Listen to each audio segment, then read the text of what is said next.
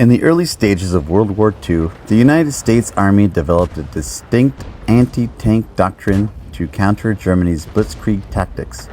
Rather than engaging enemy tanks directly with their own armored vehicles, the U.S. established specialized tank destroyer TD units designed as rapid reaction forces to halt armored breakthroughs. This doctrine emphasized speed and firepower, prioritizing mobility and long-range target elimination over defensive capability. From this concept, the M10 Wolverine emerged as the first mass-produced tank destroyer featuring a characteristic design with a powerful gun, thin armor, and an open turret to optimize visibility and reduce weight. However, once deployed in combat, the M10 did not fully meet the original doctrinal expectations. Built on the M4 Sherman chassis, it was not significantly faster than medium tanks, limiting its mobility advantage. Additionally, the M10 was frequently employed in infantry support roles, tasks outside its initial focus. These gaps between theory and practice made the M10 a symbol of tactical adaptation, illustrating how the U.S. Army adjusted its doctrine to real battlefield conditions. Despite its imperfections, the M10 proved flexible and relatively effective, embodying a pragmatic spirit essential to modern warfare. Amid the expanding war, the U.S. Army called for the development of a new tank destroyer to counter enemy armor. The T-35 prototype was built on the M4A2 Sherman chassis, armed with a 3-inch gun and featuring an open turret. But its vertical armor quickly revealed vulnerabilities in combat during the Philippines campaign. The T-35E1 was redesigned with sloped armor and lower profile, improving survivability with adding weight. It underwent testing at Aberdeen. The M10 was developed using the Sherman chassis to leverage existing logistics. Its 3-inch gun was more powerful than the Sherman's 75mm, while thin sloped armor reduced weight, yet maintained effective protection. The open turret allowed excellent visibility, but exposed the crew to risks from elevated attacks. Although criticized as a temporary solution, the M10 met battlefield demands with rapid production and low cost. Standardized in June 1942, Fisher and Ford produced over 6,700 M10 and M10A1 units.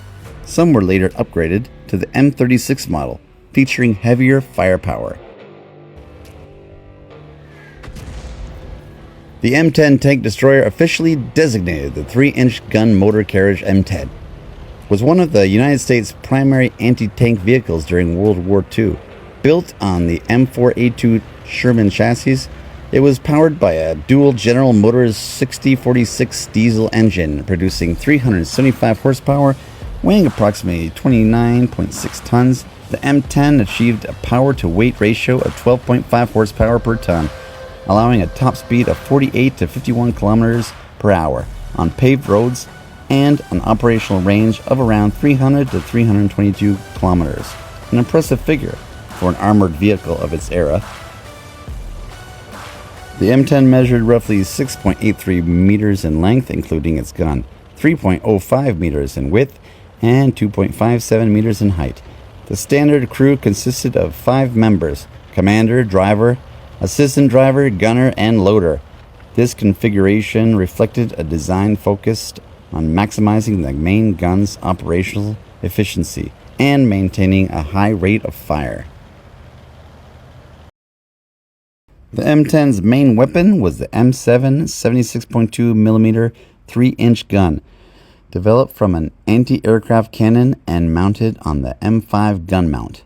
The vehicle carried 54 rounds of various types, including the standard M62 APCBC HET armor-pierced shell, the high-velocity M93 HVAP round with a tungsten core, and the M42A1 high-explosive shell for unarmored targets. Notably, the HVAP round could penetrate nearly 160 millimeters of rolled steel armor at close range, enough to threaten every heavy German tanks when deployed effectively. Secondary armament included the 50 caliber Browning M2 HB heavy machine gun, typically mounted on a rear turret bracket for anti-aircraft or infantry defense, with approximately 300 rounds carried on board. However, the open-top turret design exposed the crew operating the machine gun, leaving them vulnerable during combat. The M10's armor combined welded and cast steel arranged with sloping to improve ballistic protection without significantly increasing weight. The thickest armor was found on the gun shield, measuring up to 57.2 millimeters at a 45-degree angle. Frontal hull armor ranged from 38 to 51 millimeters, while the sides were thinner, between 19 to 25 millimeters. The roof and floor were lightly armored, ranging from 9 to 19 millimeters, reflecting that the vehicle was not intended for prolonged direct engagements. Notably, the turret featured an open-top design with a partial front roof plate 19 millimeters thick, providing minimal protection against shell fragments or overhead fire. One of the major drawbacks of the M10 was its fully manual turret rotation system, which took up to 80 seconds to complete a full 360-degree turn. This significantly reduced the vehicle's ability to respond quickly in dynamic combat situations. To compensate, the turret was equipped with a wedge-shaped counterweight, later improved into a duckbill design, helping to balance the heavy gun and enhance turret operation on uneven terrain. The M10 Wolverine first saw combat in Tunisia in 1943, quickly proving its effectiveness by playing a key role in helping the U.S. forces repel German tank assaults during the Battle of Al-Ghawtar. Early successes in North Africa validated the tactical value of this tank destroyer and paved the way for its wider deployment and subsequent campaigns. On the Italian front, from 1943 to 1945, the M10 was used more flexibly, primarily in infantry support and indirect fire roles. The British upgraded Arkill's variant, equipped with the more powerful 17-pounder gun, demonstrated high effectiveness on the battlefield and was trusted by British, Canadian, and Polish units, excelling in several challenging engagements. By 1944, during the Normandy campaign, the M10 became U.S. Army's primary tank destroyer. However, it faced significant challenges against heavily armored German tanks, like the Panther, and M10 crews had to rely on ambush tactics and flanking maneuvers to compensate for firepower shortcomings, while continuing to provide critical support to Allied forces. During the Ardennes counteroffensive, known as the Battle of the Bulge, the M10 maintained its role as an important blocking force, helping to halt German advances, despite sustaining losses due to its thin armor and open-top turret design, which exposed crews to danger in close combat. In the Pacific Theater, the M10 faced fewer enemy's tanks, primarily engaging Japanese infantry in suicidal assaults.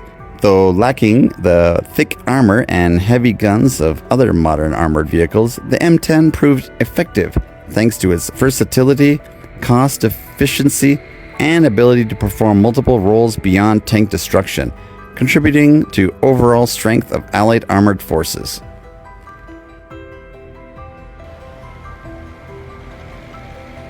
The M10 Wolverine tank destroyer possessed several key advantages that made it an important asset on multiple fronts. Its 3-inch gun, especially when using HVAP armor-piercing rounds, demonstrated superior firepower compared to the standard 75mm gun of early Sherman tanks. The M10's excellent mobility, outperforming many vehicles in its class, combined with wide visibility for the crew, enabled units to quickly detect and engage targets. Additionally, its relatively low production costs and large manufacturing volume facilitated widespread deployment, boosting the morale of U.S. infantry and various combat situations. However, the M10 also had notable drawbacks. Its thin armor made it vulnerable to enemy fire, particularly due to the open top turret design, which increased the risk of casualties from close-range attacks or anti-tank weapons. Moreover, the turret's manual rotation was very slow, hindering rapid responses in fast-paced engagements.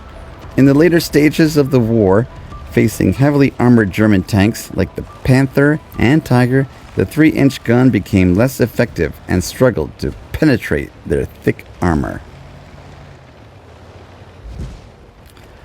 Despite these clear limitations, the M10 remained vital due to its more powerful gun compared to the early Sherman 75mm, its agile mobility. The presence of a dedicated tank destroyer provided a significant psychological advantage, bolstering the confidence of Allied infantry. In warfare, morale often matters as much as technical capability. With its larger caliber gun and sheer numbers, the M10 not only contributed to enemy tank destruction, but also reinforced the fighting spirit of supported units, especially before upgraded Shermans or the M36 Jackson became widely available.